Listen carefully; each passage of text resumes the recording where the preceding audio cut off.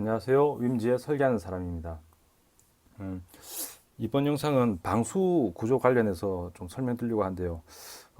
세세하게 말고 좀 간단하게 제가 좀 설명드리려고 합니다. 일단 방수라고 하면 등급이 따로 있겠죠. 보통 뭐 IPX 뭐 5, 7 뭐 이렇게 여러 가지 등급이 있는데 보통 그 많이 사용하는 등급이 IPX 5하고 IPX 7이죠. 이건 그냥 제 생각이고 제가 접했던 설계 중에 이제 그 등급에 많이 요구가 됐었고 그거보다 좀 높은 등급은 뭐 IPX 8도 있고 한데 간단히 일단 설명드리면 IPX 한 7 정도 되는 그러니까 보통 우리가 전동 칫솔이나 뭐 유사 그 사용함에 있어서 물하고 같이 좀 접촉이 많은 되는 부분은 이제 보통 IPX 7 등급인데 그거는 보통 한 수십 1m 이내까지 들어갔다 나왔을 때 정상 동작하는 그런 제품을 말하거든요.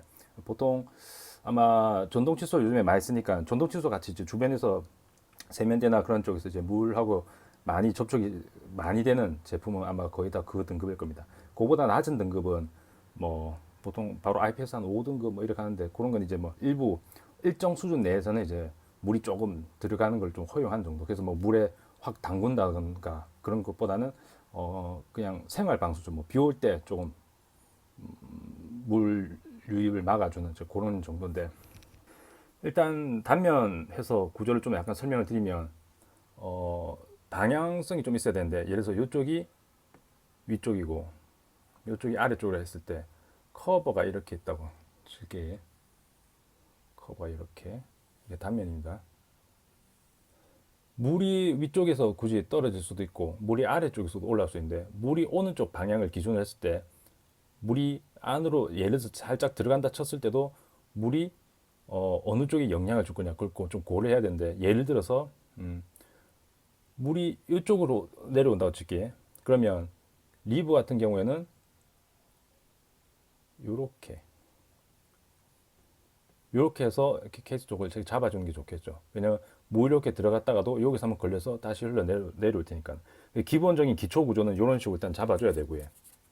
그리고 실리콘 패킹 같은 경우에는 예를 들어서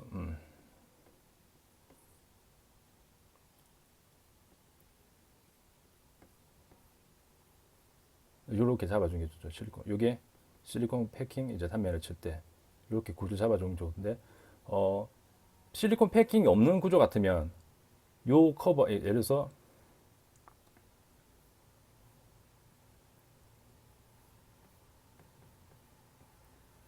이렇게 돼 있으면 여기 갭이 뭐 0.1이 됐든 0.2가 됐든 뭐 상관이 없는데 왜냐면 여기 내부에 보이지 않고 기초적인 이물 유입만 없으면 되는데 방수 구조가 된다면 요 패킹하고 이쪽하고 저쪽 용이 거의 제로 어떤 경우는 오버랩이 돼야 되기 때문에 사실상 요 갭은 경우에 따라서는 오버랩을 좀 시켜줄 수도 있습니다. 왜냐하면 실리콘 재질 자체가 아무리 단단한 게 단단하게 경도를 올린다고 해도 결국에는 플라스틱보다 무른 재질이고 특히나 방수를 하기 위해서는 밀폐를 잘 시켜야 되기 때문에 보통 오버랩 설계를 하거든요. 그럼 보통 이쪽이든지 이쪽이든지 뭐 예를 들어서 제품 크기에 따라 다르지만 이 제품이 보통 뭐 1.8T에 뭐 약간 소형 제품이다. 손바닥만한 크기의 제품이다 하면 요 같은 경우는 저 같은 경우는 마이너스 공처럼 0.1, 0.1로 요쪽 실리콘과의 요 사출 갭을 마이너스 공차를 주고 이쪽 밀폐된 공간은 거의 다 제로 갭으로 주죠. 요 제로 갭, 요 제로 갭. 왜냐면 이쪽을 왜 제로 갭으로 주냐면 이쪽까지 마이너스에서 오버랩을 하면 케이스가 체결됐을 때 이쪽이 스트레스가 받기 때문에 이게 밖으로 이렇게 밀려 나갈 수도 있습니다. 이렇게. 그렇기 때문에 그렇게 하면 안 되고 이쪽은 제로 갭이나 제로 갭을 주고 이쪽 같은 경우에 오버랩을 해서 밀폐를 제대로 시켜주는 게 좋죠. 이런 식의 구조가 있고 이거 같은 경우가 이제 보통 몸체나 케이스 쪽, 하우징 쪽 하는 게 이런 식으로 이제 하고요. 그다음에 또 다른 구조는 뭐가 있냐면 그쪽이 탈착이 돼야 된다. 예를 들어서 배터리를 삽입해야 된다거나 아니면 어떤 구조물을 이렇게 쉽게 넣었다 뺐다 해야 되는 용도의 커버 역할을 하는 거다 하면 자 예를 들어서 이렇게 있다고 하죠. 이렇게 있다고 가정할게. 자 이렇게 있다고 가정하면 이쪽을 막아줘야 되는데 보통 이 구조는 어떻게 하냐면 요까지는 똑같고 이렇게 해서 약간 오링 같이 생긴 실리콘 패킹을 여기다 대죠. 이렇게 오링 같은 걸 여기다 대서 여기 밀폐를 시켜준 역할을 합니다. 그럼 여기 요쪽 그냥 평자로 주고 요쪽만 좀 확대해서 그리자면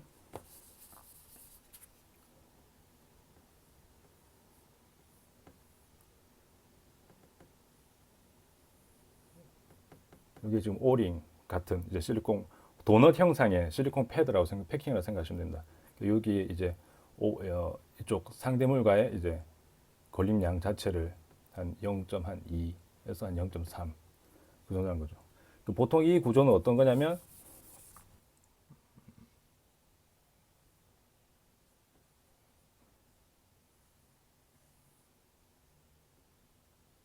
이렇게 오링 도넛 형상의 오링 그 실리콘 패킹이고 이쪽이 이렇게 해서 락킹 돌게 나와 있고 이렇게 가는 건데 너무 과장되게 그랬네. 이렇게 하고 이쪽이 이제 이렇게 와서 이렇게 하는데 설계를 하면서 이쪽 두께 자체는 뭐 그때마다 달라지는데 지금 제가 일단 대략 그려서 좀 이렇습니다.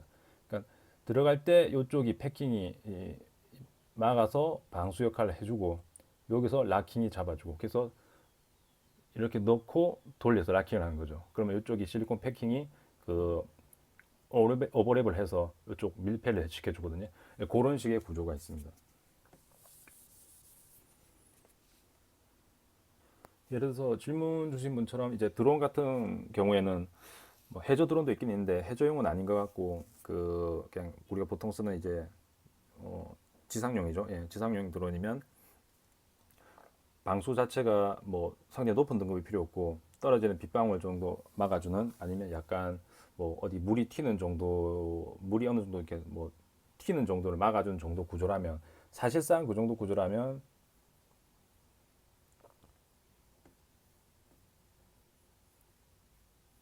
물이 여기서 내려온다는 가정을 두면 이런 정도 구조로 해도 상관은 없습니다. 어차피 물이 와서 이렇게 좀 나갈 거니까. 근데 만약 이거보다 좀 물을 상대하는 범위가 좀 넓다고 하면 아까 처음에 얘기했던 대로 구조를 그냥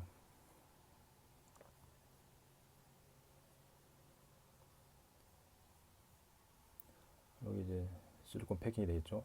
이렇게 잡아주면 됩니다. 그냥 여기 갭 자체는 제로 갭을 해도 되고 그 다음에 뭐 마이너스 갭을 해도 되고 실리콘 경도 자체는 되게 높은 경도는 필요 없이 한 60에서 한 70 정도만 해도 되니까요. 그 정도 하면 오버랩을 시켜주면 어차피 체결되면서 잡을 거니까는 뭐 여기다 스크류 보스 세워서 스크류 체결 한다든지 아니면 스크류 위치가 보스 위치가 안 나온다면 이제 후크 구조를 바꿔서 후크로 체결해 준다든지. 근데 보통 요 정도 패킹이 들어가는 곳에 후크 체결은 조금 잘 안 하죠. 예. 왜냐하면 후크 자체가 충격이 가하면 후크가 벌어지니까 그쪽이 이제 몸체 자체가 벌어질 수도 있기 때문에 그 패킹이 필요한 곳은 후크는 잘 안 하고 어차피 그게 또 밀폐가 잘 안 될 수도 있기 때문에 스크류 체결을 보통 하는데 그 기본적으로 물에서 어느 정도 그 떨어지는 부분에 떨어지는 비라든가 뭐 떨어지는 약간 분사되는 물 정도를 막는 정도라면 후크 체결해도 제가 볼 때는 특별히 문제는 없을 것 같고요.